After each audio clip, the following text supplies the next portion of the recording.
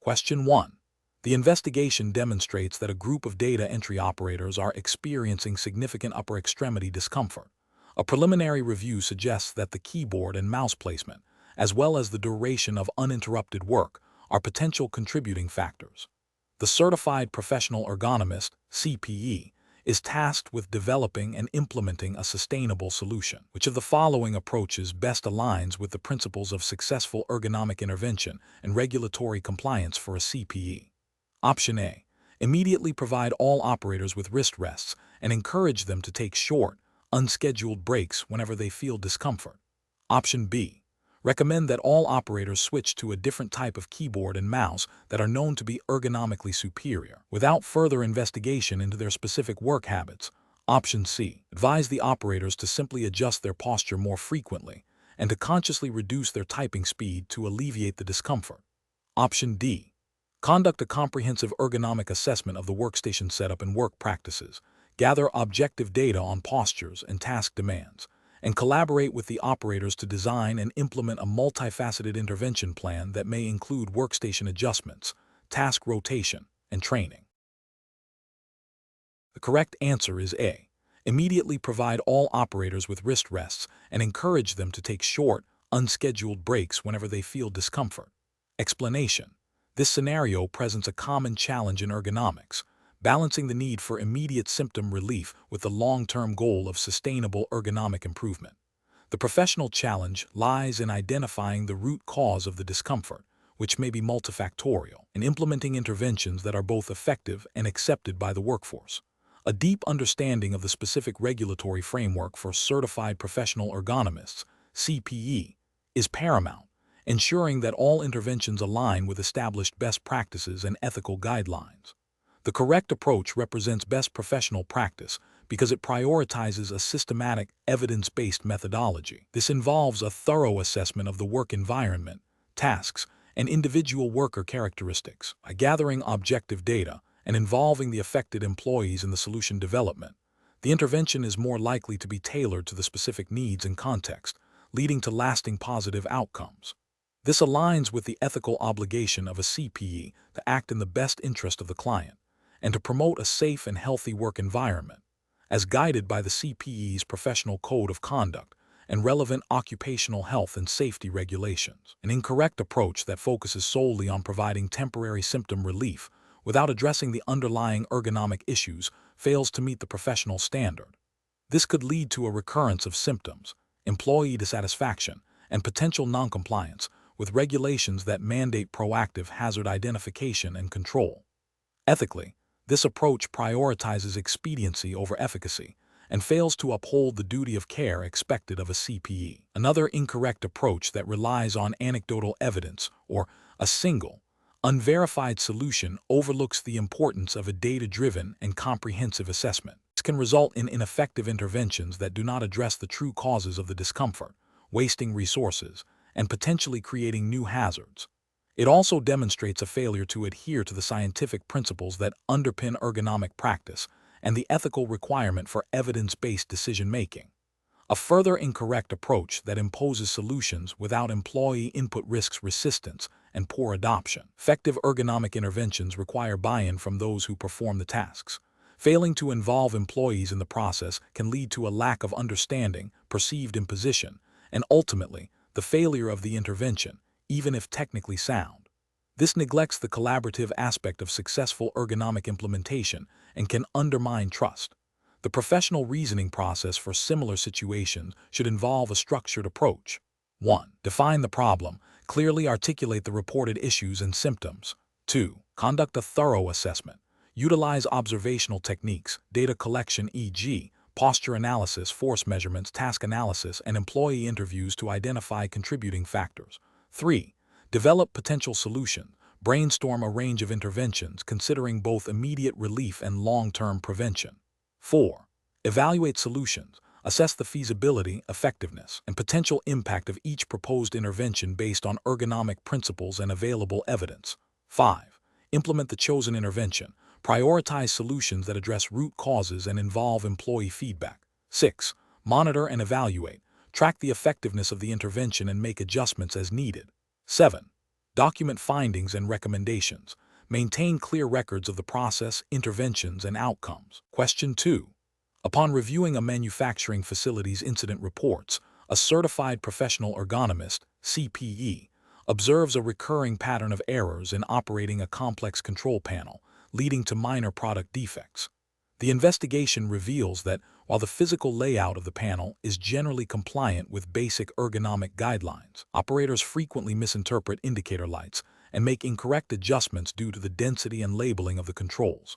Considering the human factors principles of perception, attention, and decision-making, which of the following approaches best addresses the underlying causes of these incidents and aligns with professional ergonomic practice? Option A. Recommend a redesign of the control panel to simplify the interface, improve the clarity of indicator lights, and reconfigure button placement to reduce the likelihood of accidental activation and misinterpretation. Option B. Suggest the installation of physical barriers around the control panel to prevent operators from leaning on or accidentally touching certain buttons. Option C. Advise the client to implement a mandatory retraining program for all operators on the correct operation of the existing control panel, emphasizing adherence to standard operating procedures. Option D. Propose a temporary solution of increasing the frequency of quality control checks on the output of the affected production line to catch defects before they are finalized. The correct answer is A. Recommend a redesign of the control panel to simplify the interface, improve the clarity of indicator lights, and reconfigure button placement to reduce the likelihood of accidental activation and misinterpretation. Explanation. This scenario is professionally challenging because it requires the certified professional ergonomist, CPE, to balance the immediate needs of a client with the long-term implications of human factors principles within a specific regulatory context. The CPE must not only identify ergonomic risks, but also understand how human cognitive and physical limitations, as defined by human factors, can exacerbate these risks and potentially lead to non-compliance with established standards. The challenge lies in translating theoretical human factors knowledge into practical, actionable recommendations that are both effective and legally defensible under the specified regulatory framework. The correct approach represents best professional practice because it directly addresses the identified human factors that contribute to the ergonomic risk and proposes solutions that align with the principles of human-centered design and risk mitigation, as implicitly or explicitly supported by the regulatory framework governing professional practice. This approach demonstrates a comprehensive understanding of how human capabilities and limitations interact with the work environment, leading to a more robust and sustainable ergonomic solution. It prioritizes proactive identification and mitigation of risks stemming from human factors, which is a cornerstone of effective ergonomics and professional responsibility. An incorrect approach that focuses solely on superficial physical adjustments without considering the underlying cognitive load or decision-making processes of the users would be professionally unacceptable. This failure stems from a lack of deep analysis of the human factors involved, leading to an incomplete risk assessment. Such an approach could violate the ethical obligation to provide thorough and effective ergonomic interventions and potentially contravene regulatory requirements that mandate a comprehensive approach to workplace safety and health, which inherently includes human factors. Another incorrect approach that prioritizes cost-saving measures over scientifically validated ergonomic principles, even if seemingly addressing the immediate physical complaint, would also be professionally unacceptable. This demonstrates a disregard for the well-being of the worker and a failure to uphold the professional standard of care.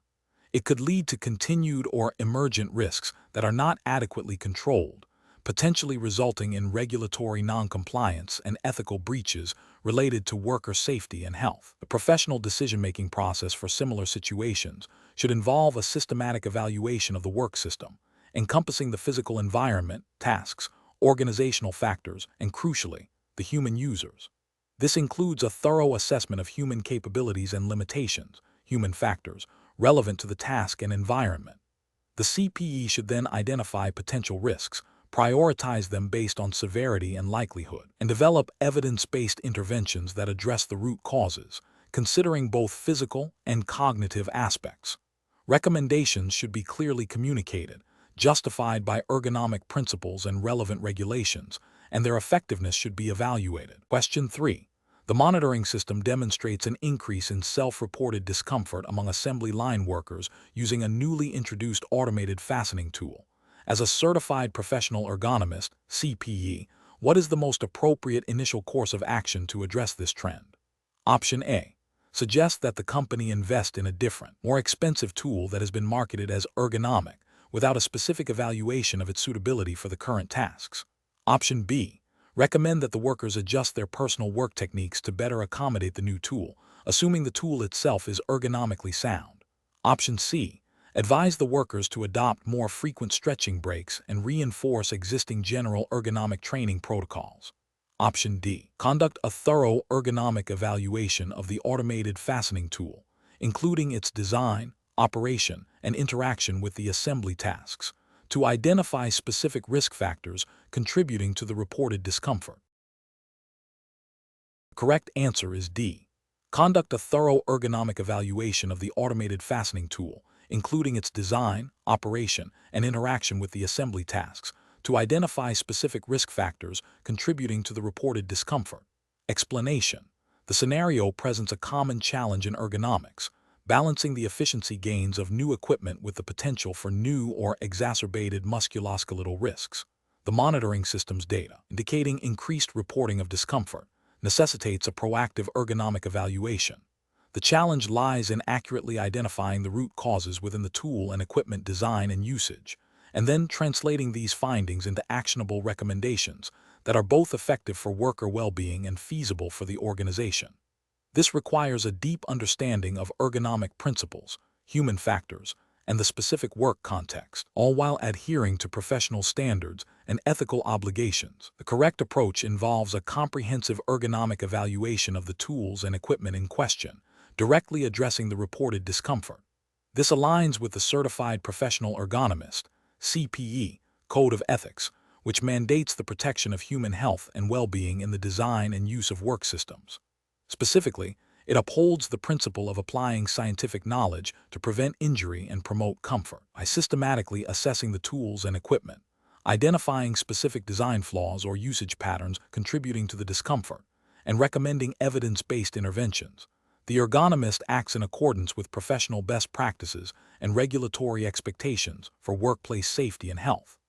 An incorrect approach would be to dismiss the monitoring system's data as anecdotal or to implement superficial changes without a thorough evaluation. For instance, simply providing generic training on proper posture without analyzing the tools themselves fails to address the underlying ergonomic deficiencies. This approach neglects the responsibility to investigate reported hazards and can be seen as a failure to uphold due diligence in hazard identification and control, potentially violating general duty clauses in occupational health and safety regulations that require employers to provide a safe working environment. Another incorrect approach might be to focus solely on the worker's technique rather than the equipment design, shifting blame without a holistic assessment. This violates the ethical principle of objective analysis and can lead to ineffective solutions that do not mitigate the actual ergonomic risks inherent in the tools or equipment. Furthermore, making recommendations based on personal preference or anecdotal evidence, rather than systematic evaluation and scientific principles, is a direct contravention of professional standards for evidence-based practice expected of a CPE. The professional decision-making process should begin with acknowledging and validating the reported concerns. The next step is to initiate a systematic ergonomic assessment of the tools and equipment, employing appropriate methodologies such as task analysis, direct observation, anthropometric measurements, and biomechanical assessments. This evaluation should consider the interaction between the worker, the tool/equipment, and the task. Based on the findings, specific, actionable recommendations should be developed, prioritizing interventions that eliminate or reduce the ergonomic risk at the source, i.e., redesigning or modifying the tool/equipment. Communication with stakeholders, including management and affected workers, is crucial throughout the process to ensure buy-in and effective implementation. Question 4. Examination of the data shows a pattern of reported musculoskeletal discomfort among assembly line workers. While employees express concerns about specific repetitive motions and awkward postures, management is hesitant to implement significant changes due to perceived production impacts. As a certified professional ergonomist, CPE. What is the most appropriate course of action to address these musculoskeletal system implications for ergonomics? Option A. Recommend the immediate implementation of a standardized, company-wide stretching program for all employees, regardless of specific job tasks or identified risks, as a general preventative measure. Option B. Prioritize implementing the changes that employees have subjectively requested, assuming their direct experience accurately reflects all underlying ergonomic hazards and deferring detailed analysis to a later stage. Option C. Conduct a detailed ergonomic assessment of the assembly line tasks, involving direct observation, measurement of postures and forces, and employee interviews to identify specific risk factors and develop targeted, evidence-based intervention strategies in collaboration with both employees and management. Option D. Present management with a report solely focused on the potential financial costs of lost productivity due to employee complaints, without a detailed ergonomic analysis to justify minimal, low-cost adjustments. The correct answer is C. Conduct a detailed ergonomic assessment of the assembly line tasks, involving direct observation, measurement of postures and forces, and employee interviews to identify specific risk factors and develop targeted, evidence-based intervention strategies in collaboration with both employees and management. Explanation. This scenario presents a common challenge in ergonomics where a stakeholder's perception of risk differs from objective ergonomic assessments. The challenge lies in balancing the need for evidence-based interventions with the practical realities and potential resistance from those directly impacted by proposed changes. A certified professional ergonomist, CPE, must navigate these differing perspectives while adhering to professional standards and ethical obligations. The correct approach represents best professional practice because it prioritizes a systematic, data-driven, and collaborative method for addressing musculoskeletal risks. By engaging all relevant stakeholders, including affected employees and management, the CPE can ensure that interventions are not only technically sound, but also practical, acceptable, and sustainable. This aligns with the ethical principles of promoting the health and safety of workers and the professional standards of conducting thorough risk assessments and implementing effective controls. The CPE's role is to translate scientific findings into actionable solutions that benefit both the individual and the organization, fostering a culture of safety and well-being. An incorrect approach that focuses solely on the employee's subjective complaints without objective ergonomic data risks misinterpreting the root cause of the musculoskeletal issues. This could lead to ineffective or unnecessary interventions, wasting resources and potentially failing to address the actual hazards. Ethically, it may also lead to a perception of favoritism or an incomplete understanding of the work system. Another incorrect approach that relies exclusively on management's cost-benefit analysis without fully considering the scientific evidence of musculoskeletal risk and the impact on employee well-being is professionally unsound. This approach risks prioritizing financial concerns over worker safety, which is a direct contravention of the ethical responsibilities of a CPE. It also fails to leverage the expertise of the ergonomist to identify and mitigate hazards that may not be immediately apparent from a purely financial perspective. A third incorrect approach that implements generic, one-size-fits-all solutions without a specific assessment of the identified musculoskeletal risks fails to meet the professional standard of tailored intervention. This approach is unlikely to be effective and may even introduce new risks or inefficiencies. It demonstrates a lack of due diligence in applying ergonomic principles to the specific context of the workplace and the identified issues. The professional reasoning process for similar situations involves a structured approach. First, conduct a comprehensive ergonomic assessment using validated methods to identify specific musculoskeletal hazards and risks. Second, engage all relevant stakeholders to understand their perspectives, concerns, and potential contributions. Third, develop evidence-based intervention strategies that address the identified risks, considering feasibility, cost-effectiveness, and employee acceptance. Fourth, implement and evaluate the effectiveness of these interventions, making adjustments as necessary. Throughout this process, maintaining clear communication and transparency is paramount. Question 5. Performance analysis shows a consistent decline in the speed and accuracy of data entry operators over a typical 8-hour shift. Which of the following approaches best addresses the potential ergonomic risk factors and injury prevention needs in this scenario? Option A. Conduct a comprehensive ergonomic assessment of the data entry workstations, including evaluation of posture, repetition, force application, and environmental factors, and interview operators about their experiences and perceived discomforts. Option B. Recommend that operators take more frequent personal breaks as needed, without further investigation into workstation design or task demands. Option C. Immediately implement mandatory stretching breaks every hour for all data entry operators, assuming the performance decline is due to muscle fatigue. Option D. Suggest that the company invest in faster keyboards and mice, as the current equipment is likely outdated and causing the performance issues. The correct answer is A. Conduct a comprehensive ergonomic assessment of the data entry workstations, including evaluation of posture, repetition, force application, and environmental factors, and interview operators about their experiences and perceived discomforts. Explanation. This scenario presents a common challenge for certified professional ergonomists, CPE, where initial performance data suggests a potential issue, but the root cause is not immediately obvious. The professional challenge lies in moving beyond superficial observations to conduct a thorough, evidence-based risk assessment that aligns with the principles of the Board of Certification in Professional Ergonomics, BCPE, and relevant U.S. occupational safety and health regulations, such as those promulgated by the Occupational Safety and Health Administration, OSHA. A CPE must demonstrate due diligence in identifying hazards and recommending controls to prevent work-related musculoskeletal disorders, WMSD. The correct approach represents best professional practice because it systematically addresses potential risk factors in a manner consistent with established ergonomic principles and regulatory expectations. It involves a multifaceted evaluation that considers both the physical demands of the task and the work environment, as well as the individual worker's experience and potential contributing factors. This aligns with the BCPE emphasis on applying scientific principles to design and evaluate tasks, systems, and environments to fit people's needs and capabilities, thereby preventing injury.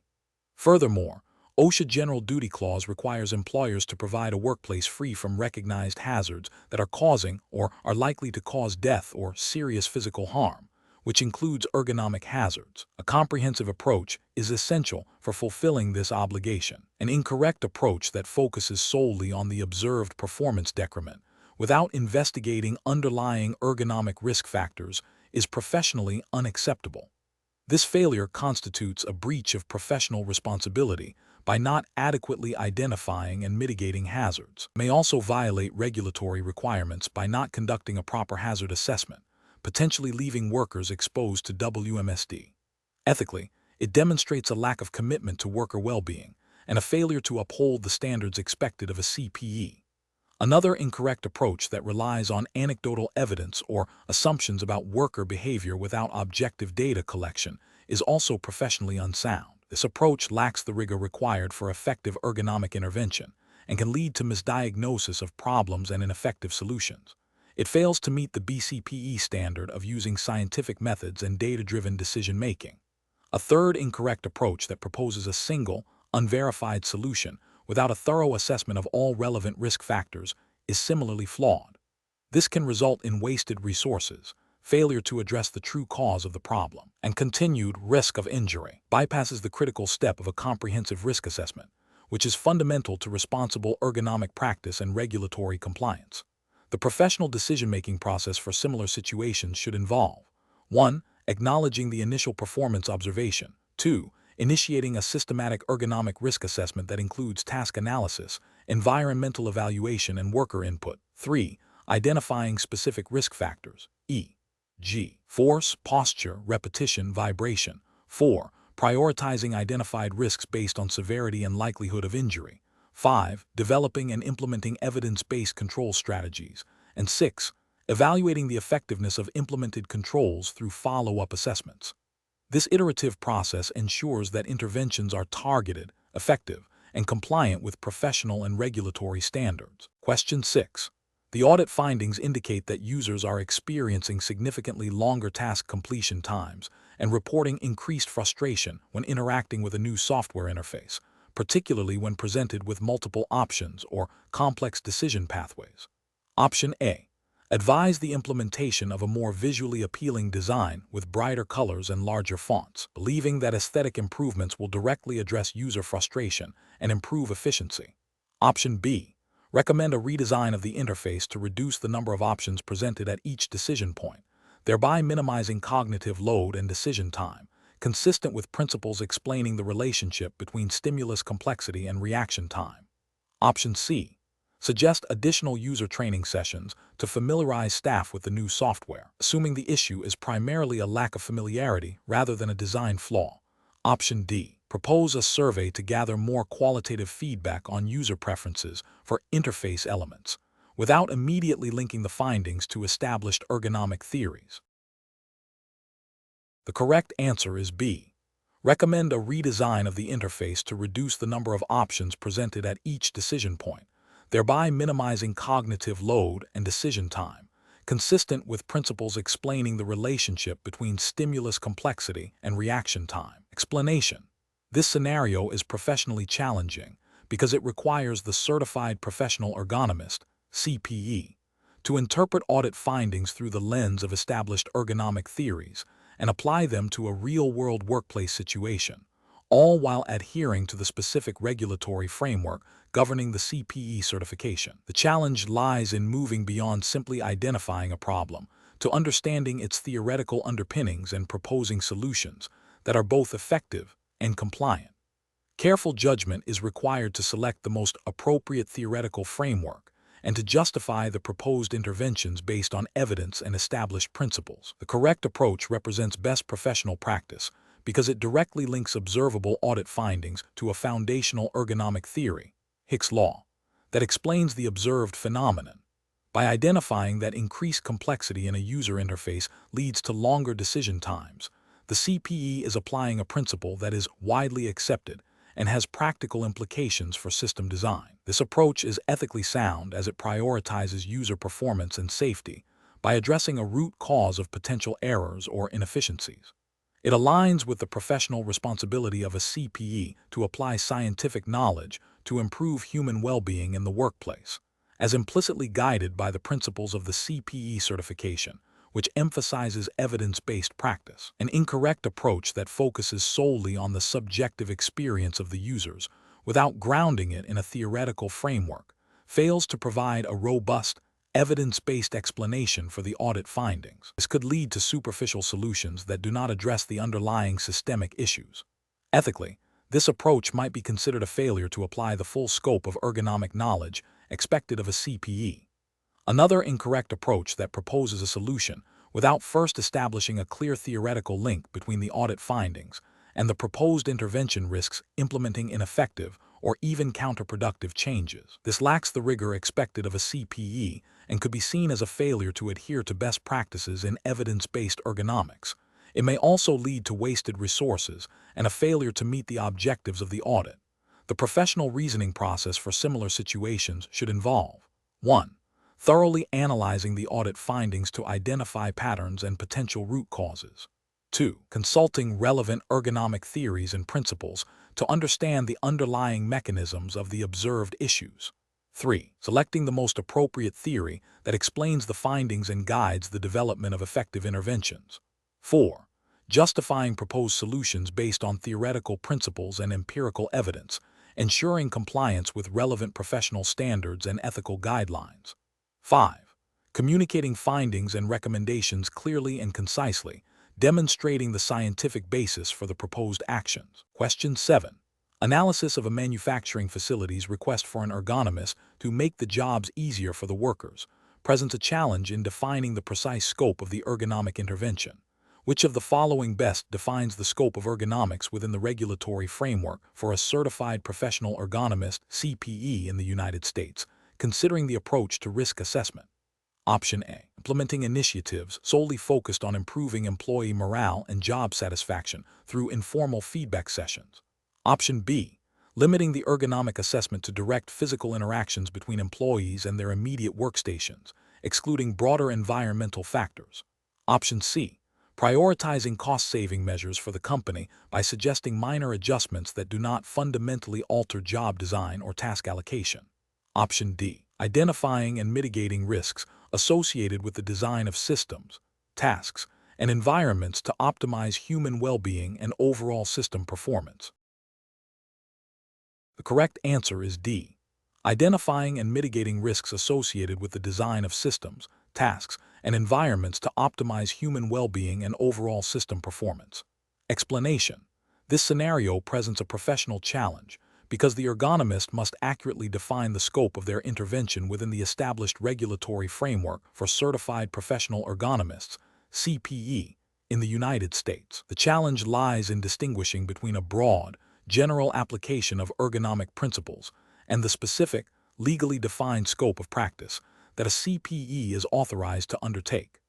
This requires a nuanced understanding of how ergonomics intersects with workplace safety regulations and professional standards. The correct approach represents best professional practice because it aligns directly with the definition and scope of ergonomics as recognized by professional bodies and regulatory agencies governing CPEs in the U.S. This involves identifying and mitigating risks associated with the design of systems, tasks, and environments to optimize human well-being and overall system performance. This approach is ethically sound and legally compliant as it adheres to the established professional standards and responsibilities of a CPE, ensuring that interventions are evidence-based and aimed at preventing work-related musculoskeletal disorders and improving overall safety and productivity. An incorrect approach that focuses solely on improving employee morale without a direct link to physical risk assessment or system design fails to adhere to the core definition of ergonomics within the CPE scope. This is a regulatory failure because it deviates from the mandated focus on human factors and system design for risk reduction. Another incorrect approach that limits the scope to only direct physical contact with employees, ignoring the broader system and environmental factors, is also a regulatory failure. This overlooks the systemic nature of ergonomic risk and the CPE's responsibility to analyze and influence the entire work system, not just individual interactions. A third incorrect approach that prioritizes cost savings above all else, without a foundational ergonomic risk assessment, is an ethical failure. This prioritizes financial considerations over the primary ethical obligation of a CPE to protect worker health and safety, potentially leading to interventions that are ineffective or even harmful. Professional reasoning in similar situations requires a systematic process. First, clearly define the problem and the client's objectives. Second, consult the relevant professional standards and regulatory guidelines for CPEs in the U.S. to understand the defined scope of practice. Third, conduct a thorough risk assessment that considers all relevant human factors, system design, and environmental influences. Fourth, develop intervention strategies that are grounded in ergonomic principles and are compliant with regulatory requirements. Finally, communicate findings and recommendations clearly, justifying them based on risk assessment and professional standards. Question 8. Stakeholder feedback indicates that the current workstation setup, while perceived as comfortable by some users, is leading to increased reports of tingling and numbness in the hands and arms among a significant portion of the workforce.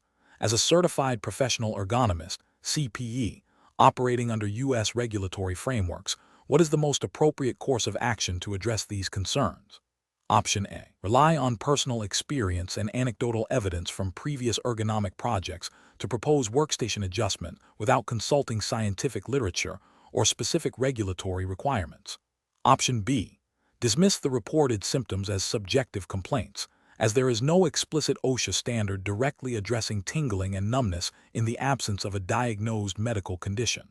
Option C. Prioritize immediate implementation of the requested workstation modifications based on stakeholder feedback, assuming that user perception of comfort directly correlates with the absence of neurological harm. Option D.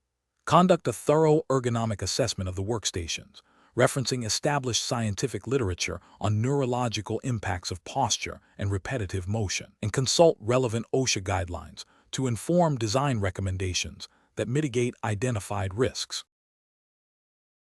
The correct answer is D. Conduct a thorough ergonomic assessment of the workstations, referencing established scientific literature on neurological impacts of posture and repetitive motion, and consult relevant OSHA guidelines to inform design recommendations that mitigate identified risks. Explanation: this scenario is professionally challenging because it requires the certified professional ergonomist, CPE, to balance the immediate needs and perceptions of stakeholders with the complex, often subtle, neurological implications of ergonomic design. Stakeholder feedback, while valuable, may not always align with established scientific understanding or regulatory requirements concerning neurological health and safety in the workplace. The CPE must navigate this by prioritizing evidence-based practices and adherence to the governing regulatory framework, which in this case is the U.S. Regulatory Framework for Occupational Safety and Health. The correct approach represents best professional practice because it directly addresses the potential for neurological impairment by grounding design decisions in scientific literature and regulatory mandates.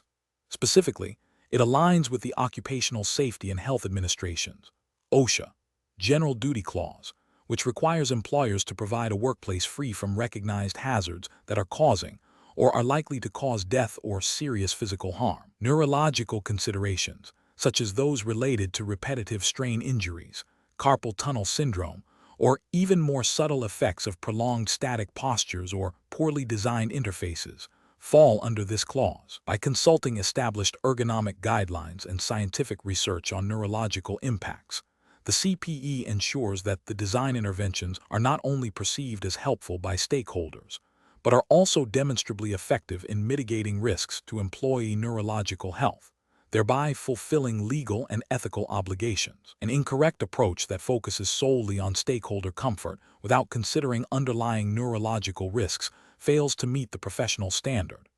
This could lead to designs that, while subjectively pleasing, may inadvertently contribute to or exacerbate conditions like nerve compression or sensory deficits over time, violating the spirit and letter of OSHA regulations. Another incorrect approach that dismisses stakeholder feedback entirely, even when it points to potential issues, can lead to a breakdown in trust and cooperation, hindering the implementation of effective ergonomic solutions. While scientific rigor is paramount, ignoring user input can result in designs that are impractical or rejected by the workforce, ultimately failing to achieve the desired safety and health outcomes.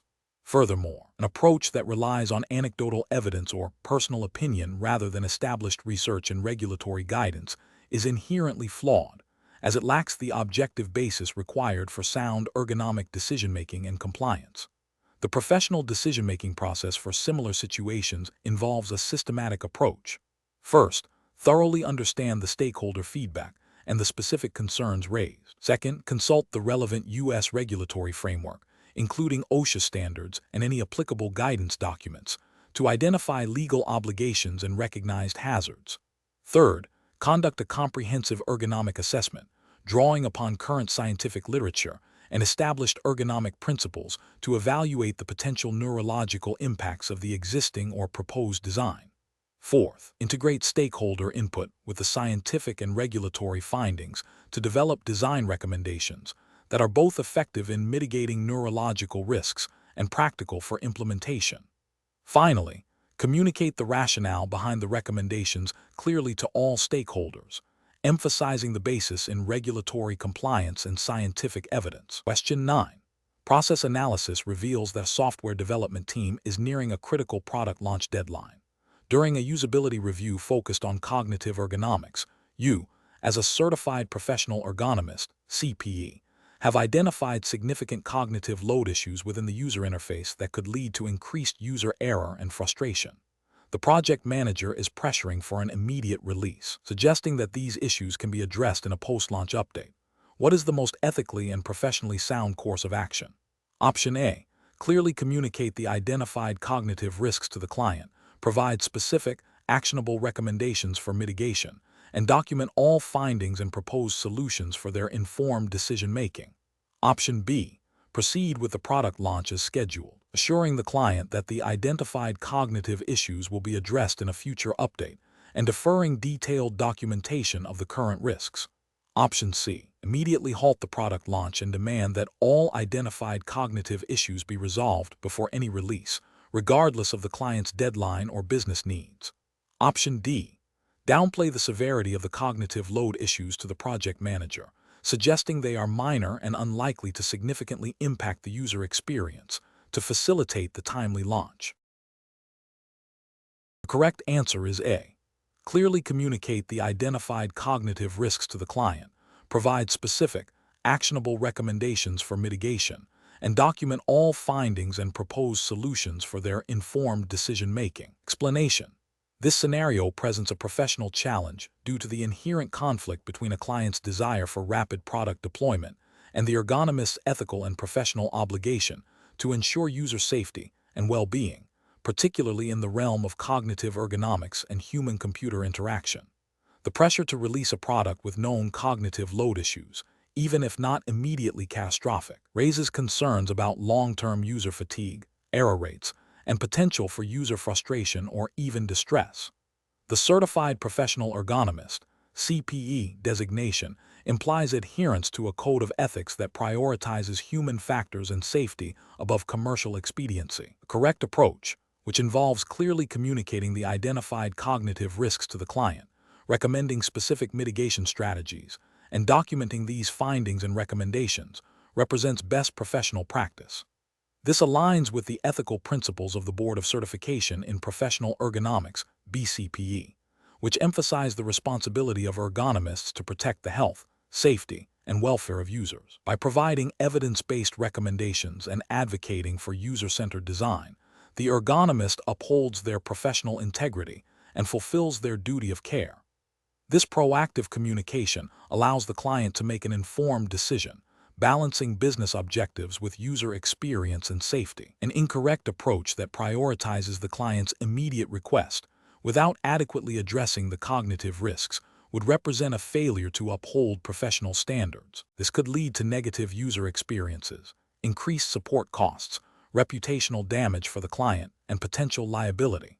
Specifically, ignoring or downplaying the identified cognitive load issues, or proceeding with the release without clear documentation of the risks and proposed solutions, violates the ethical obligation to advocate for the user.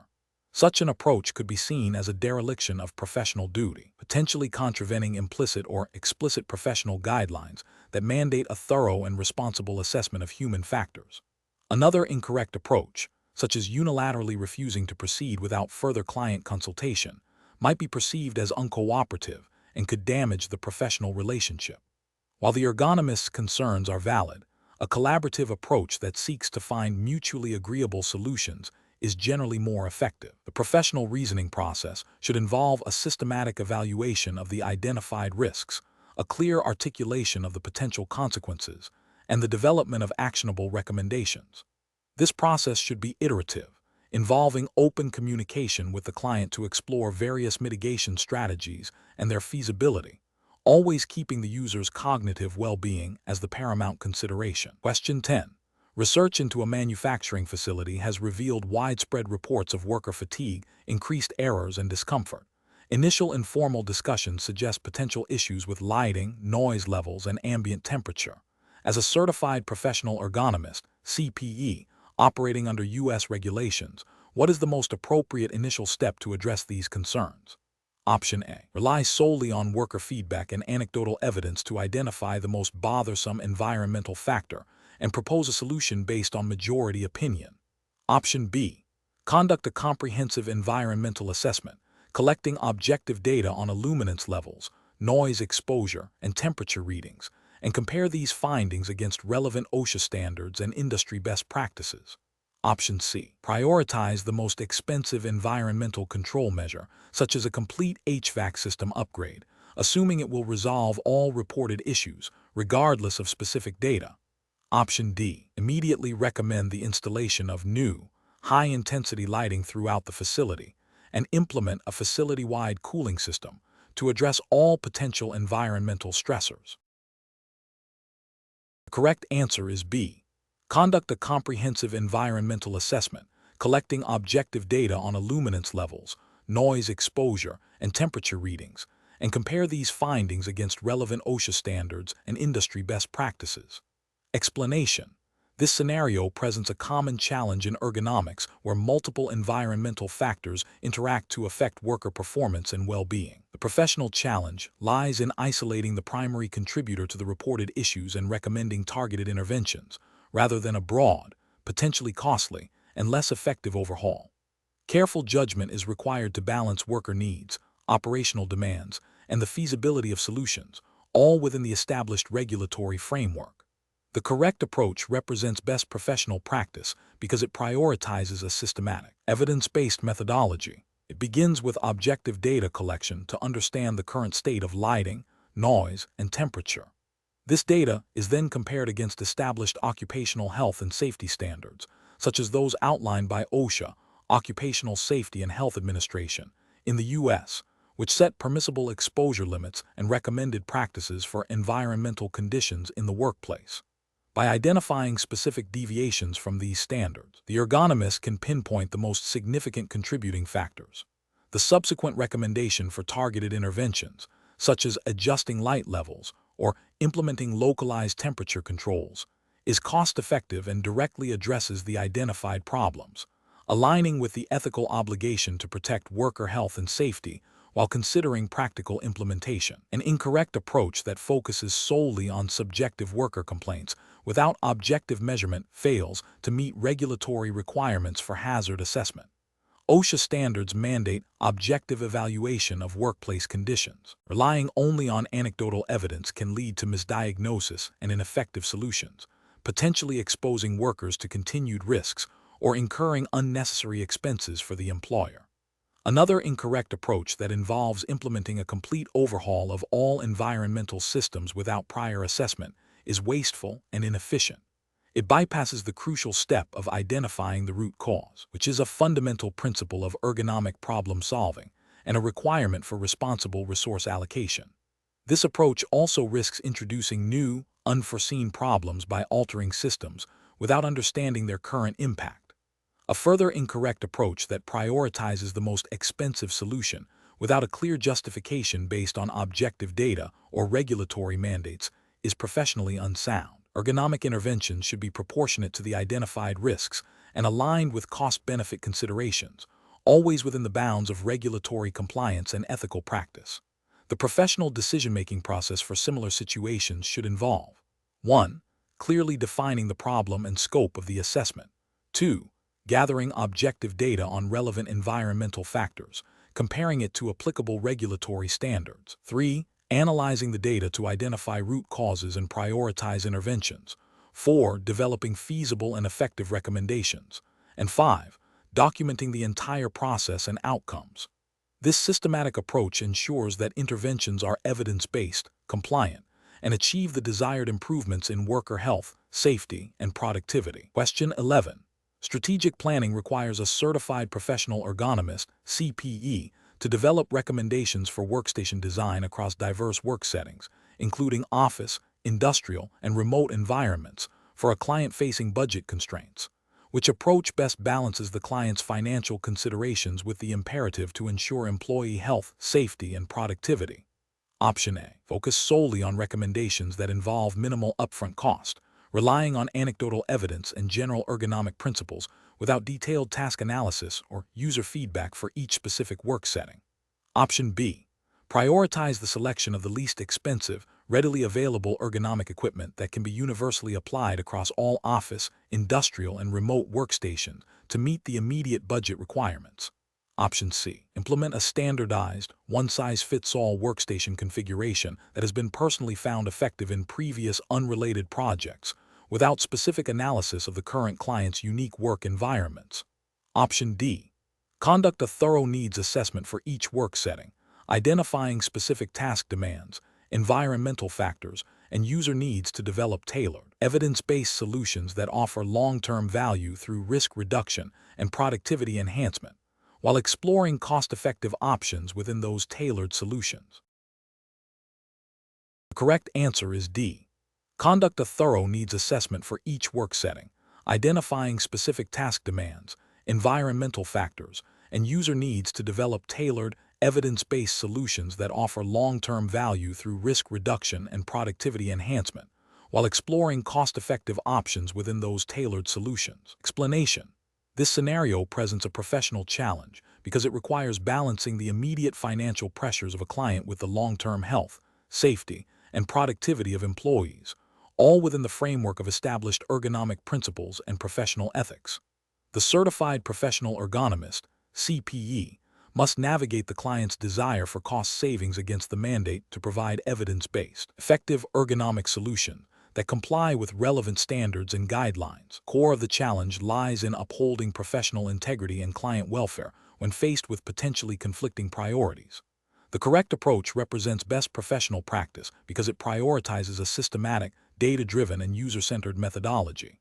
This involves conducting a thorough needs assessment that considers the specific tasks, environmental factors, and individual user characteristics for each workstation type: office, industrial, remote. By developing tailored solutions that address the identified risks and promote optimal posture, movement, and comfort, the ergonomist ensures compliance with the overarching principles of ergonomic design, which aim to reduce musculoskeletal disorder, MSD, risk, and enhance well-being. This approach aligns with the ethical obligation of a CPE to act in the best interest of the client and the individuals affected by their recommendations, grounded in scientific evidence and professional judgment. Furthermore, it implicitly adheres to the spirit of any applicable regulatory framework that mandates safe and healthy work environments, even if specific regulations are not explicitly cited in the prompt.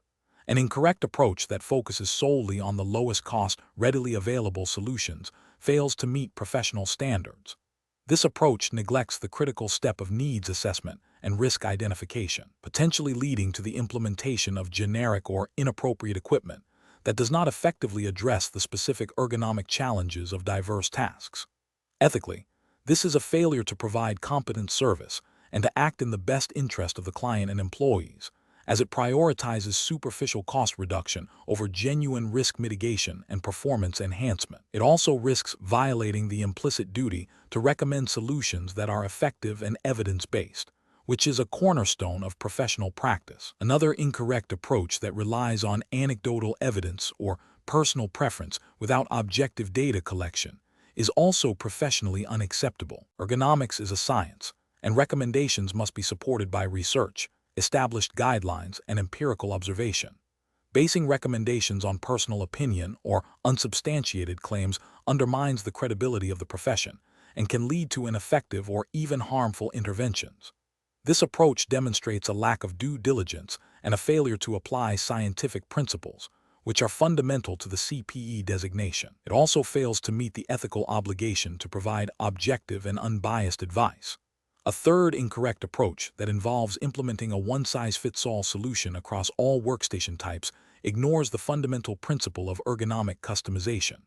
Office, industrial, and remote work environments present distinct challenges and require different types of interventions. A generic solution is unlikely to adequately address the varied physical demands, postures, and environmental factors inherent in each setting. This approach demonstrates a lack of understanding of ergonomic principles and a failure to conduct a proper task and environmental analysis, leading to suboptimal outcomes and potential health risks. Ethically, it represents a failure to provide tailored and effective solutions, thereby not acting in the best interest of the diverse workforce. The professional decision-making process for similar situations should begin with a comprehensive understanding of the client's objectives and constraints. This is followed by a rigorous needs assessment, including task analysis, environmental evaluation, and user interviews. Based on this data, the ergonomist identifies specific risks and opportunities for improvement. Solutions are then developed, prioritizing those that are evidence-based, cost-effective in the long term, considering productivity and health outcomes, and user-centered. Communication with the client throughout this process is crucial, explaining the rationale behind recommendations and addressing any concerns. The ultimate goal is to achieve a balance between operational efficiency, employee well-being, and regulatory compliance through informed professional judgment. Question 12. System analysis indicates a manufacturing facility is implementing a new automated assembly line. While the automation is expected to increase efficiency, there are concerns about potential new ergonomic risks for the operators who will oversee and interact with the machinery. Which of the following represents the most appropriate initial approach for a certified professional ergonomist, CPE, to address these concerns? Option A. Conduct a comprehensive ergonomic risk assessment of the new workstation design and associated tasks, incorporating direct observation, worker input, and analysis of task demands. Option B. Immediately implement a standardized stretching program for all operators to mitigate potential physical strain. Option C. Address ergonomic concerns only after a significant number of workers report discomfort or injuries related to the new assembly line. Option D. Rely on the equipment manufacturer's provided ergonomic guidelines to ensure the workstation meets general safety standards. The correct answer is A. Conduct a comprehensive ergonomic risk assessment of the new workstation design and associated tasks, incorporating direct observation, worker input, and analysis of task demands. Explanation. This scenario presents a common challenge in ergonomics, balancing the need for efficient workflow with the imperative to protect worker well-being. The professional challenge lies in accurately identifying and mitigating risks within a dynamic work environment where new technologies are introduced. A thorough risk assessment is crucial to prevent musculoskeletal disorders, MSD, and other health issues, aligning with the ethical and regulatory obligations of a certified professional ergonomist, CPE. The correct approach involves a systematic and comprehensive risk assessment that considers multiple facets of the workstation and the tasks performed. This includes direct observation, worker interviews, and objective measurements where appropriate, all within the context of established ergonomic principles and relevant U.S. regulatory frameworks, such as those promoted by OSHA. This approach ensures that potential hazards are identified before they lead to injury, and that interventions are evidence-based and effective. It represents best professional practice because it is proactive, worker-centered, and compliant with the General Duty Clause and specific standards that mandate a safe working environment. An incorrect approach might involve relying solely on worker complaints without objective assessment. This is problematic because worker complaints can be subjective and may not always pinpoint the root ergonomic cause of discomfort or pain. Ethically, it fails to proactively identify and address hazards. From a regulatory standpoint, it may not meet the standard of care required to demonstrate a diligent effort to ensure a safe workplace. Another incorrect approach could be to implement generic ergonomic solutions without a specific assessment of the actual workstation and tasks. This is inefficient and potentially ineffective, as it might not address the unique risks present. It can lead to wasted resources and, more importantly, fail to mitigate the actual hazards, thus violating the employer's responsibility to provide a safe environment. A further incorrect approach might be to focus only on the physical layout of the workstation, neglecting the impact of work pace, task duration, or psychosocial factors. While physical design is critical, a holistic ergonomic assessment must consider the interplay of all these elements. Failing to do so can result in overlooking significant risk factors, leading to continued exposure to hazards and potential injury. Professionals should employ a decision-making process that begins with understanding the work system, including tasks, tools, environment, and the workers themselves. This is followed by a structured risk assessment that prioritizes potential hazards based on severity and likelihood of occurrence. Interventions are then designed, implemented, and evaluated for effectiveness, with continuous monitoring and adjustment as needed. This iterative process ensures that ergonomic interventions are tailored, effective, and sustainable, upholding both ethical responsibilities and regulatory compliance. Question 13. Which approach would be most appropriate for an ergonomist tasked with addressing multiple reported discomforts and potential musculoskeletal disorder risks across a manufacturing facility with a limited budget and competing departmental priorities? Option A. Delay all interventions until a complete, exhaustive data collection process is finalized for every single reported discomfort, regardless of perceived risk level. Option B. Base all ergonomic decisions solely on the most vocal employee complaints and departmental requests, without conducting an independent risk assessment or objective evaluation. Option C. Implement a phased intervention strategy, prioritizing solutions based on a comprehensive risk assessment and utilizing pilot testing for proposed interventions before full-scale rollout. Option D. Immediately implement the most technologically advanced and comprehensive solution proposed by the engineering department, assuming it will address all identified issues. The correct answer is C. Implement a phased intervention strategy, prioritizing solutions based on a comprehensive risk assessment and utilizing pilot testing for proposed interventions before full-scale rollout. Explanation. Scenario analysis. This scenario presents a common challenge in ergonomics where conflicting stakeholder priorities and limited resources necessitate a structured decision-making process. The ergonomist must balance the immediate need for intervention with the long-term sustainability of solutions, all while adhering to professional standards and potentially regulatory requirements for workplace safety and health. The pressure to implement a quick fix without thorough evaluation risks ineffective or even detrimental outcomes, impacting both employee well-being and organizational efficiency. Correct approach analysis.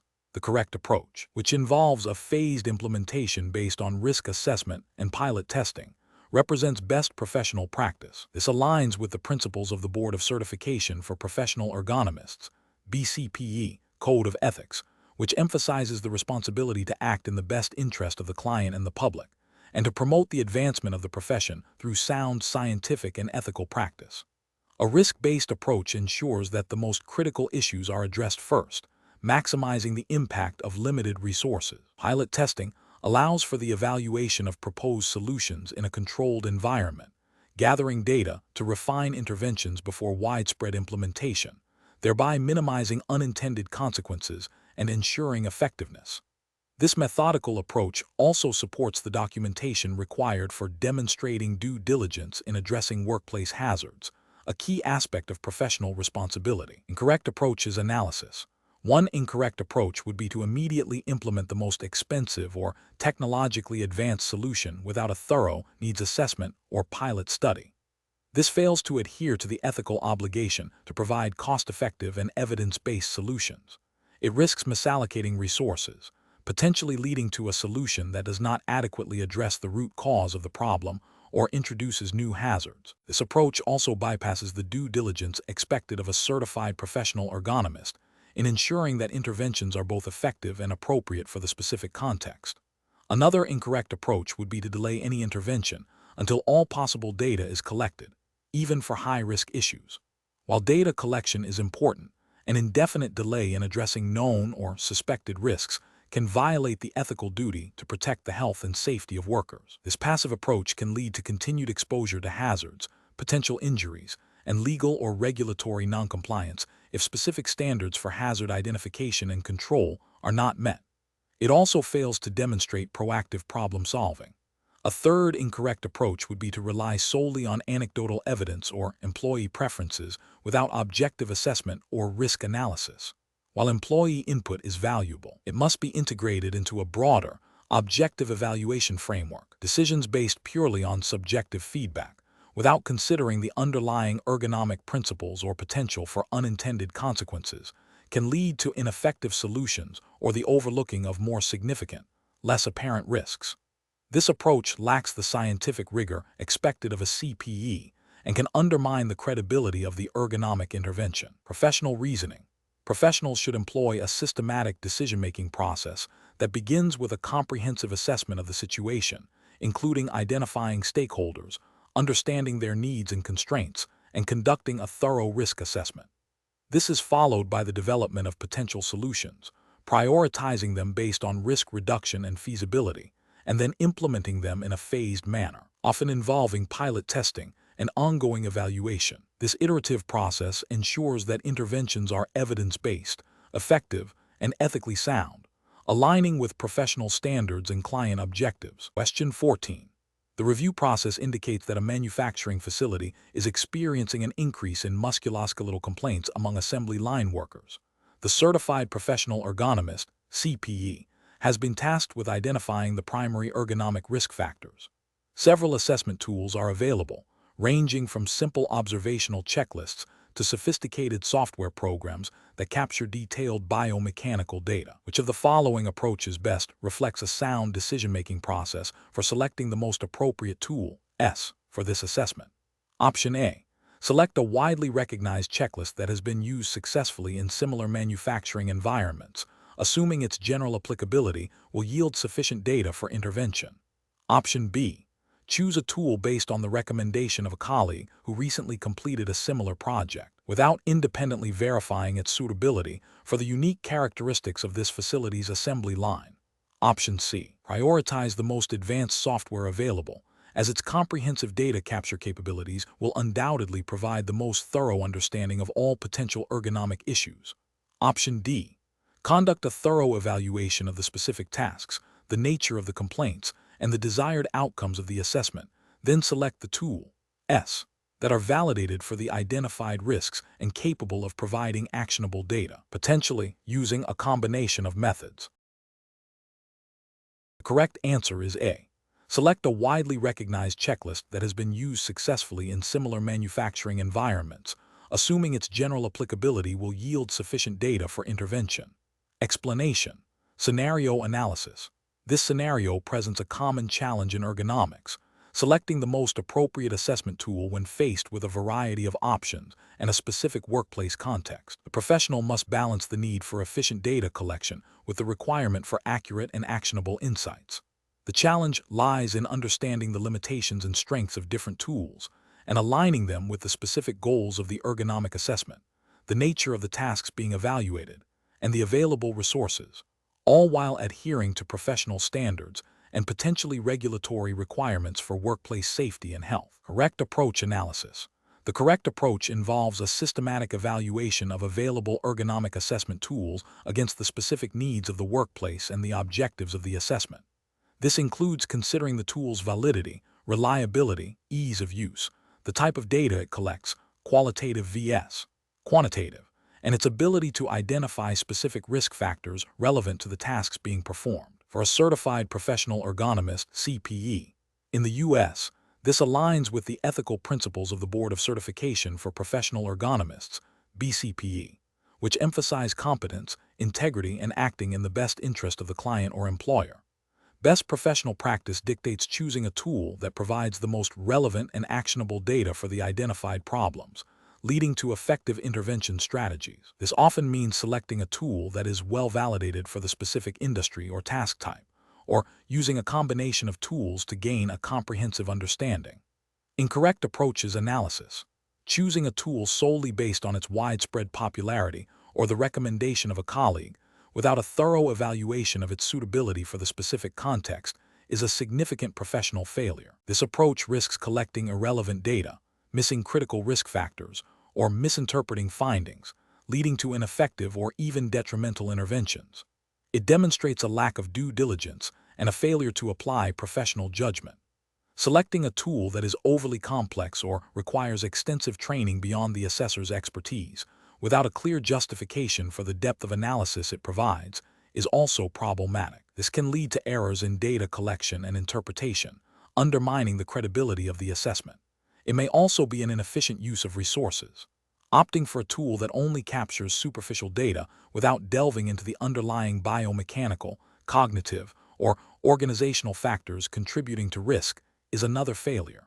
This superficial approach can lead to recommendations that address symptoms rather than root causes, failing to achieve sustainable ergonomic improvements. It neglects the comprehensive nature of ergonomic risk assessment.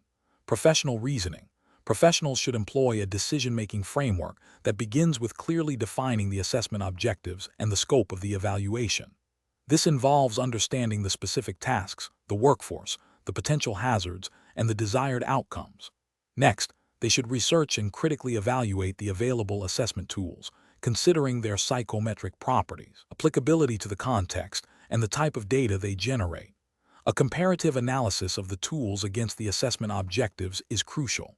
Finally, the chosen tool, S, should be piloted or validated in the specific work environment if possible, and the results should be interpreted with a thorough understanding of their limitations. This iterative and evidence-based approach ensures that the chosen tools are fit for purpose and contribute to effective ergonomic solutions. Question 15.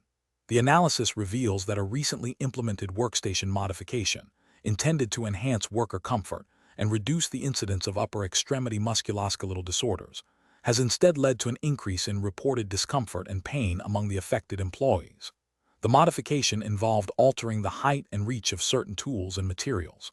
Considering the principles of biomechanics and their direct relevance to ergonomic intervention, which of the following approaches would best address this situation and uphold professional standards? Option A. Advise the organization to revert the workstation to its original configuration, assuming the previous setup was adequate, without further investigation. Option B. Recommend a general stretching and exercise program for the affected employees to help them cope with the increased discomfort. Option C. Conduct a detailed biomechanical analysis of the tasks performed at the modified workstation, focusing on joint torques, muscle loading, and postural requirements to identify the specific biomechanical factors contributing to the increased discomfort.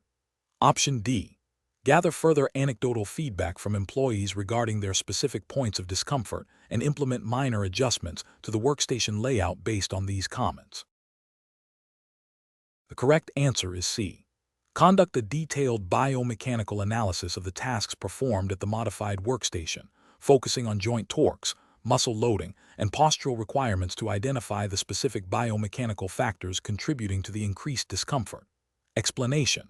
The analysis reveals a scenario where a workplace intervention, designed to reduce musculoskeletal disorder, MSD, risk, has inadvertently increased it due to a misunderstanding of biomechanical principles.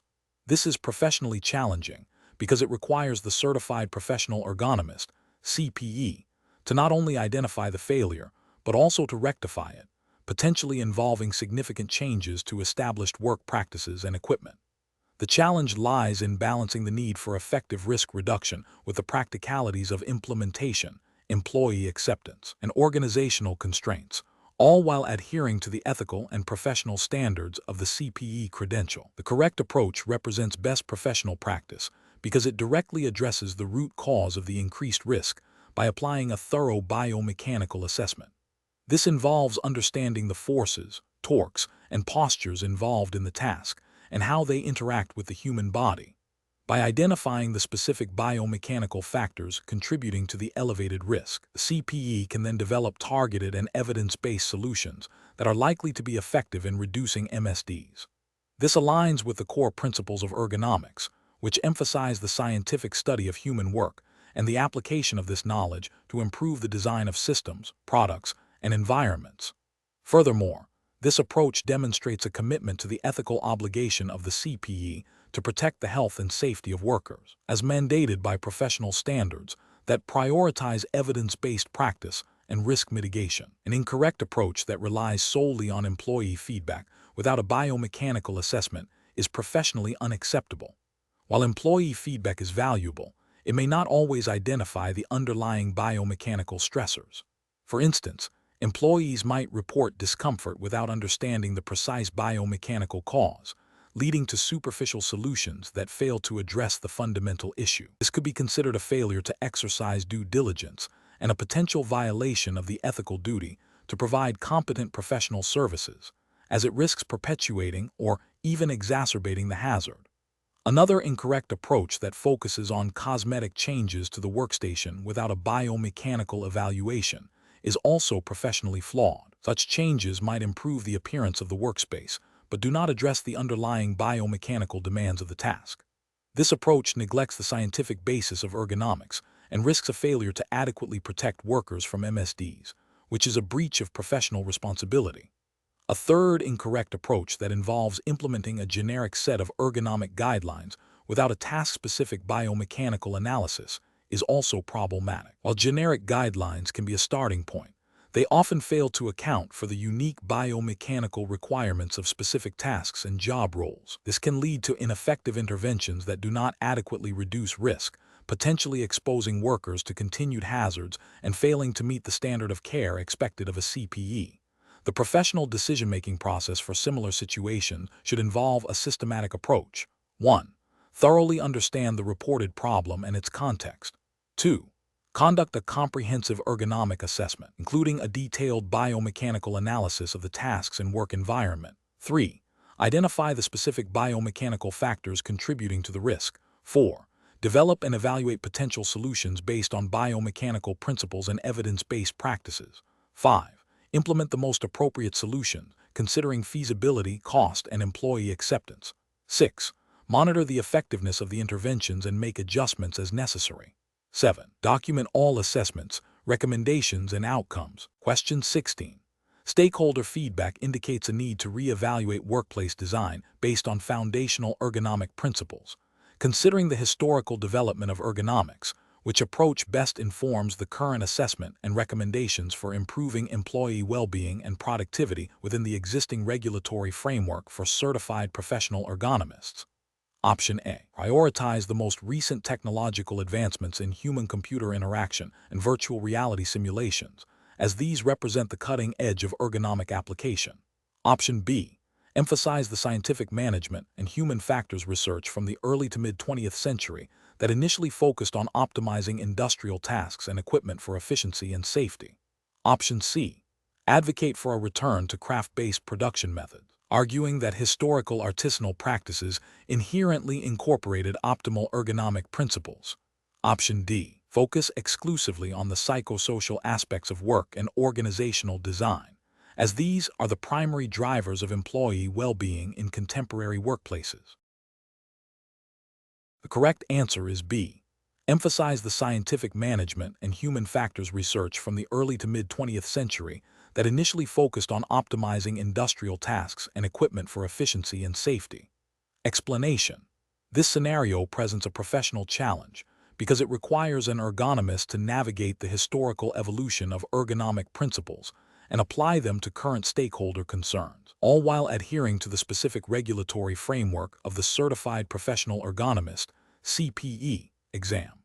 The challenge lies in recognizing that, while foundational ergonomic concepts emerged from industrial contexts, their application and regulatory implications have broadened significantly. Careful judgment is required to select an approach that acknowledges this historical development, without being constrained by outdated practices or misinterpreting the scope of current ergonomic practice as defined by the CPE's jurisdiction. The correct approach represents best professional practice because it demonstrates an understanding that the historical development of ergonomics, from its roots in scientific management and human factors during wartime, has informed the evolution of current standards and best practices.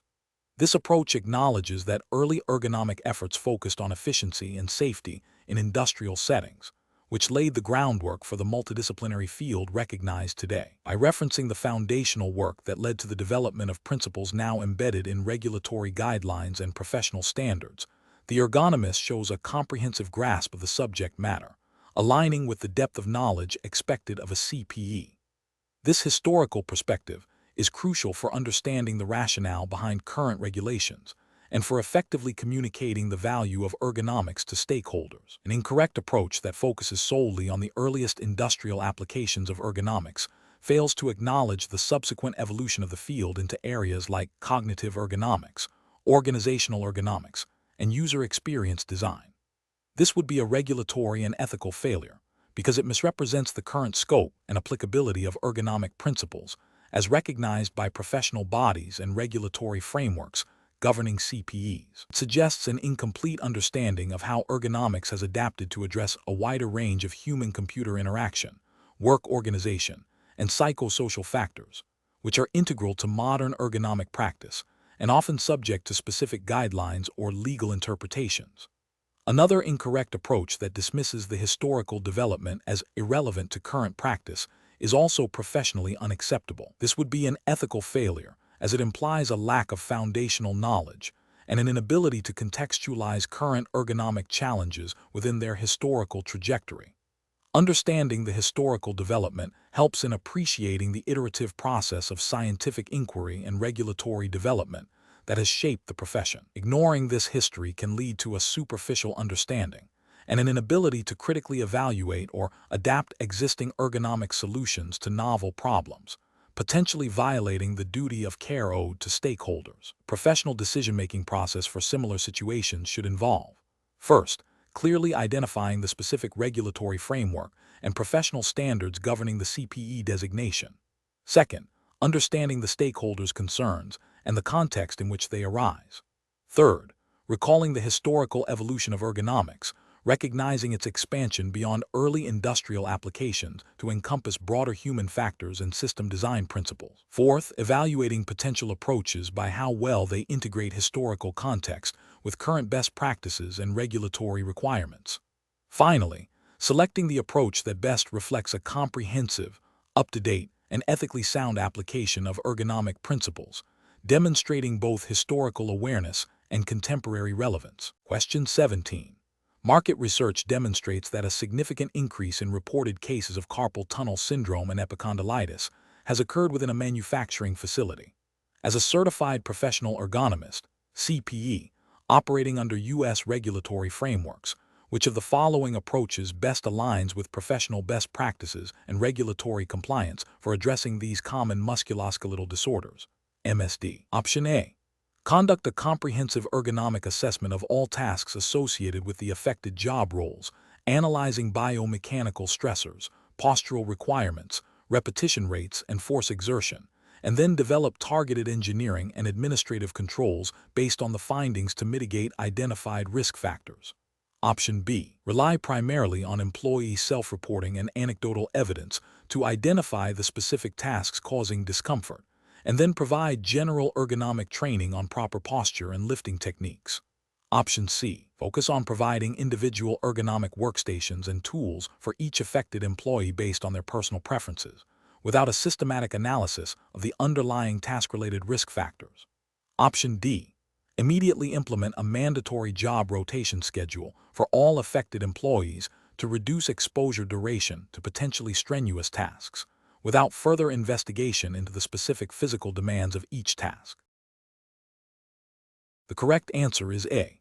Conduct a comprehensive ergonomic assessment of all tasks associated with the affected job roles, analyzing biomechanical stressors, postural requirements, repetition rates, and force exertion, and then develop targeted engineering and administrative controls based on the findings to mitigate identified risk factors. Explanation. This scenario is professionally challenging because it requires a certified professional ergonomist, CPE, to navigate the complexities of identifying and mitigating common musculoskeletal disorders, MSD, within a specific regulatory context, without resorting to generic or non-jurisdictional guidelines. The CPE must demonstrate a deep understanding of how regulatory frameworks, such as those governing workplace safety in the United States, e.g., OSHA standards, inform the identification and prevention of MSDs. The challenge lies in applying this knowledge to a practical situation where multiple potential causes and interventions exist, necessitating a systematic and evidence-based approach that aligns with established professional standards and legal obligations. The correct approach represents best professional practice because it prioritizes a comprehensive, evidence-based evaluation that directly addresses the identified MSDs and their root causes within the applicable regulatory framework. This involves a multifaceted assessment that considers task analysis, anthropometric data, biomechanical factors, and environmental conditions, all viewed through the lens of preventing injuries and ensuring compliance with workplace safety regulations. By focusing on the specific MSDs and their direct contributors, the CPE is adhering to the principles of proactive risk management and fulfilling their ethical and professional duty to protect worker health and safety. This approach is grounded in the scientific principles of ergonomics and the legal mandates of regulatory bodies, ensuring that interventions are both effective and compliant. An incorrect approach that focuses solely on employee self-reporting without objective ergonomic assessment fails to meet regulatory requirements for hazard identification and control. Regulatory bodies like OSHA mandate employers to implement programs that identify and address workplace hazards, which includes objective evaluation of tasks and environments, not just subjective employee complaints.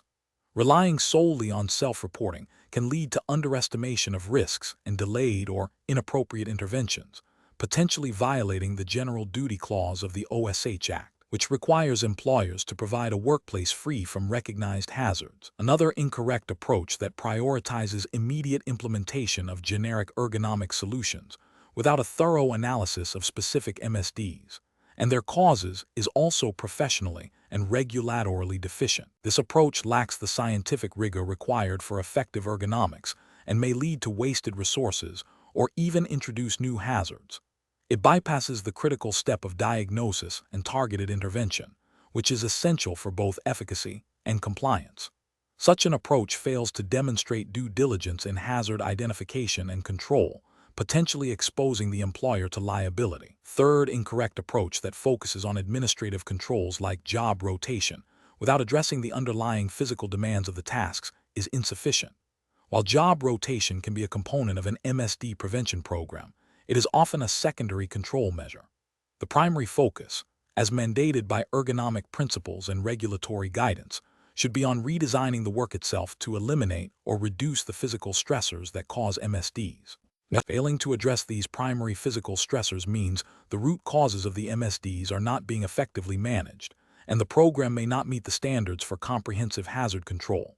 The professional decision-making process for similar situations should involve a systematic, multi-step approach. First, clearly define the problem by identifying the specific MSDs reported and the affected worker population. Second, conduct a thorough ergonomic assessment of the tasks and work environment, gathering objective data on physical demands, postures, forces, repetition, and environmental factors. Third, analyze this data to identify the specific risk factors contributing to the MSDs, referencing relevant ergonomic guidelines and regulatory standards. Fourth, develop and implement targeted interventions based on this analysis, prioritizing engineering controls, followed by administrative controls and personal protective equipment, if necessary. Fifth, evaluate the effectiveness of the interventions through ongoing monitoring and data collection, making adjustments as needed. This process ensures that interventions are evidence-based, compliant with regulations, and effectively protect worker health. Question 18. During the evaluation of a manufacturing process, an ergonomist observes that workers are frequently experiencing discomfort and making minor errors when operating a new control panel. The panel was designed with a more ergonomic physical layout, but workers are complaining about the complexity of the interface and the difficulty in remembering the sequence of operations. Production manager proposes simply adding more labels to the panel to clarify the functions. What is the most appropriate course of action for the ergonomist? Option A. Advise the production manager that the panel is functioning as designed and that the workers need to adapt to the new system through practice. Option B. Implement the production manager's suggestion to add more labels to the panel, as this directly addresses the worker's stated difficulty in understanding the functions. Option C. Conduct a cognitive walkthrough and user testing to understand the mental models and decision-making processes involved in operating the panel, and based on these findings, recommend interface redesign or training that addresses cognitive load and memory aids. Option D. Focus solely on the physical aspects of the panel's layout, as the primary goal of ergonomics is to improve physical comfort and reduce musculoskeletal strain. The correct answer is C. Conduct a cognitive walkthrough and user testing to understand the mental models and decision-making processes involved in operating the panel, and based on these findings, recommend interface redesign or training that addresses cognitive load and memory aids. Explanation. This scenario presents a common implementation challenge in ergonomics where a proposed solution, while seemingly addressing a physical task, fails to account for critical human factors. The challenge lies in the ergonomist's responsibility to go beyond superficial fixes and delve into the cognitive, perceptual, and psychological aspects that influence user behavior and system interaction. The regulatory framework for certified professional ergonomists, CPE, emphasizes a holistic approach, requiring practitioners to consider the entire human system interface, not just isolated physical elements. The correct approach involves a thorough investigation into the underlying human factors contributing to the observed issues. This includes understanding user mental models, cognitive load, situational awareness, and potential for error. By identifying these factors, the ergonomist can propose solutions that are not only physically safe, but also cognitively manageable and psychologically acceptable, leading to sustained adoption and improved performance. This aligns with the ethical obligation to protect worker well-being and the regulatory requirement to apply scientific principles to optimize human-system interaction. An incorrect approach would be to implement the proposed solution without further investigation. This fails to address the root cause of the problem, which is likely rooted in human factors. Ethically, this could lead to a solution that is ineffective, creates new hazards, or is simply not used by the workers, thereby failing to fulfill the ergonomist's duty of care. From a regulatory perspective, it demonstrates a lack of due diligence and a failure to apply the comprehensive principles expected of a CPE. Another incorrect approach would be to dismiss the worker's feedback without objective analysis. This disregards valuable user input, which is a critical component of effective ergonomic assessment, and can lead to solutions that are misaligned with actual user needs and capabilities, potentially violating ethical guidelines regarding user involvement. The professional decision-making process should involve a systematic approach. First, clearly define the problem and its potential contributing factors, including both physical and human factors. Second, gather comprehensive data through observation, interviews, and task analysis, ensuring that human factors are explicitly explored. Third, analyze the data to identify root causes, prioritizing those that pose the greatest risk or hinder optimal performance. Fourth, develop and evaluate potential solutions, considering their impact on all aspects of the human-system interaction. Finally, implement and monitor the chosen solution, seeking feedback and making adjustments as necessary. Question 19. Compliance review shows that a manufacturing facility has experienced a significant increase in musculoskeletal complaints and reported errors in the past year. The facility operates under U.S. Occupational Safety and Health Administration, OSHA, guidelines. A certified professional ergonomist, CPE, is tasked with identifying the ergonomic risk factors contributing to these issues. Which of the following approaches would best fulfill the CPE's professional responsibilities and comply with relevant OSHA principles for hazard identification? Option A. Review the facility's existing safety procedures and incident reports to identify patterns of reported injuries and near misses, and propose improvements to the safety management system. Option B. Interview workers to assess their perceived workload, stress levels, and decision-making autonomy, and suggest changes to task pacing and job design. Option C. Conduct a detailed analysis of the physical demands of each task, including force, posture, and repetition, and recommend modifications to tools and workstations. Option D.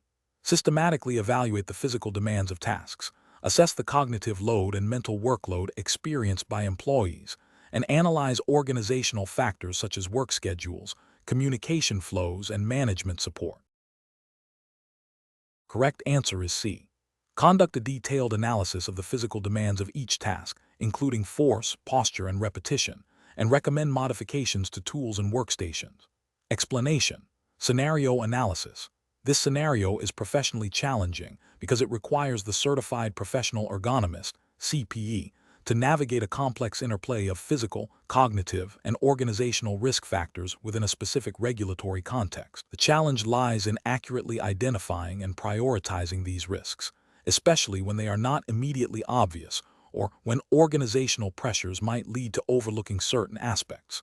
The CPE must demonstrate a comprehensive understanding of how these factors interact to impact worker well-being and productivity, while adhering strictly to the specified regulatory framework. Correct approach analysis. The correct approach involves a systematic and holistic assessment that integrates all three categories of ergonomic risk factors. This aligns with best professional practice for a CPE, as it ensures a thorough understanding of the work system. Specifically, it requires the CPE to 1.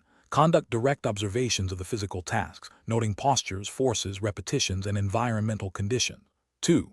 Interview workers and supervisors to understand task demand, mental workload, decision-making processes, and potential stressors, cognitive risks.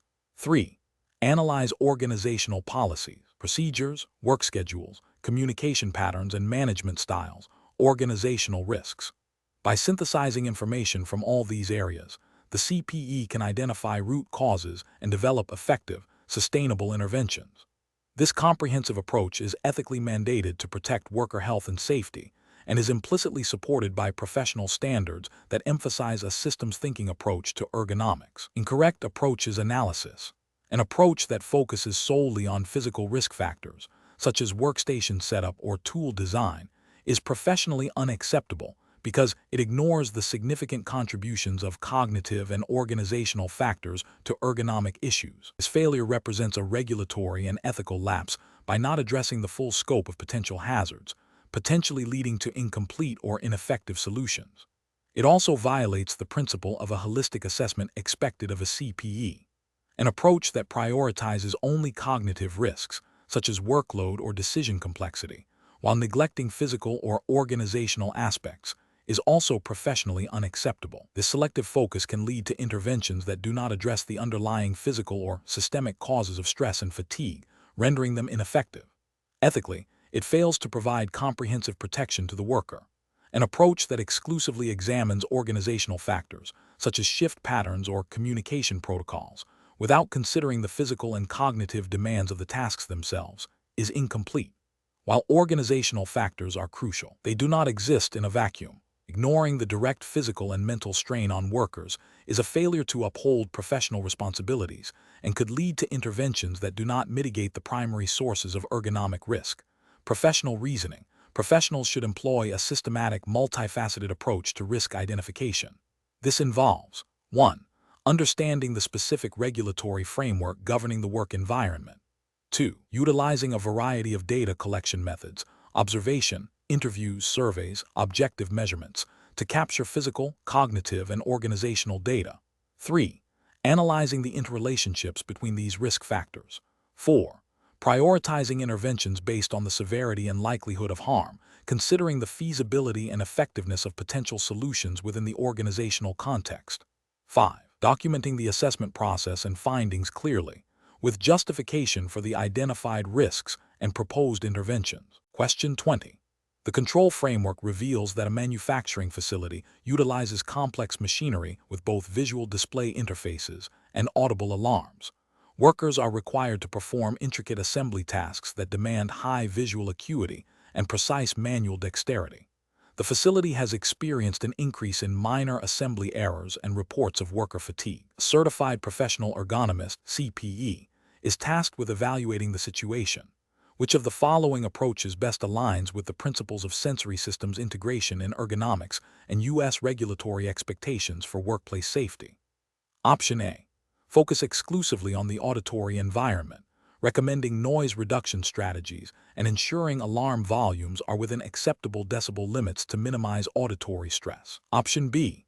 Prioritize a biomechanical assessment of the assembly tasks, focusing on posture, force, and repetition, as these are the primary drivers of fatigue and errors in manual assembly.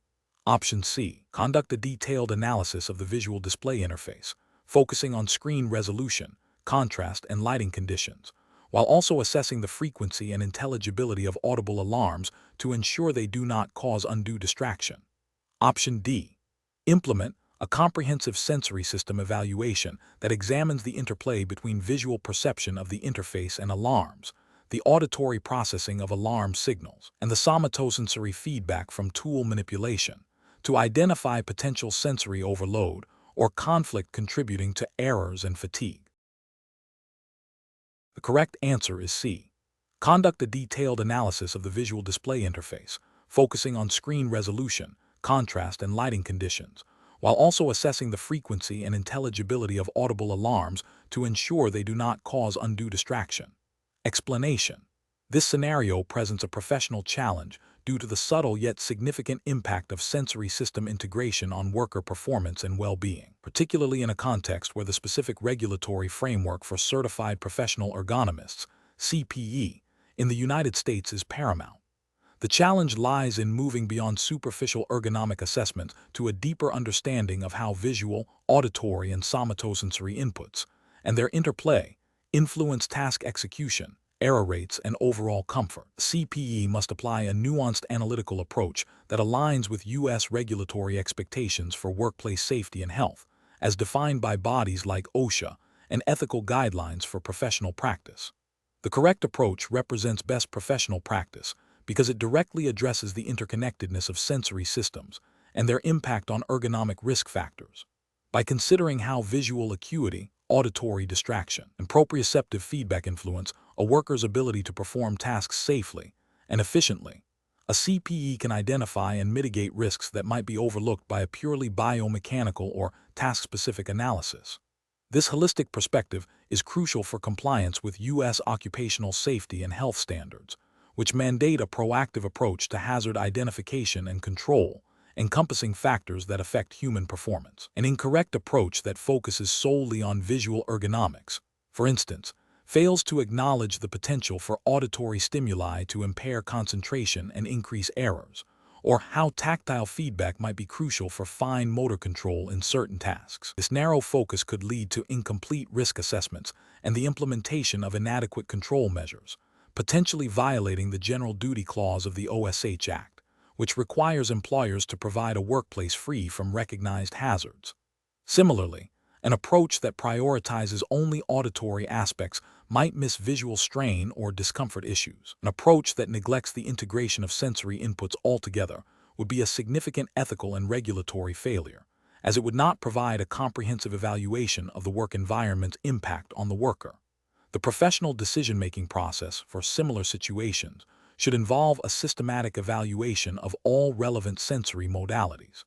This includes understanding the specific sensory demands of the task, assessing the worker's sensory capabilities within the scope of ergonomic assessment, not medical diagnosis, and evaluating the work environment's sensory characteristics. The CPE should then synthesize this information to identify potential mismatches or stressors and develop interventions that address the integrated sensory experience, ensuring compliance with U.S. ergonomic guidelines and ethical obligation to protect worker health and safety.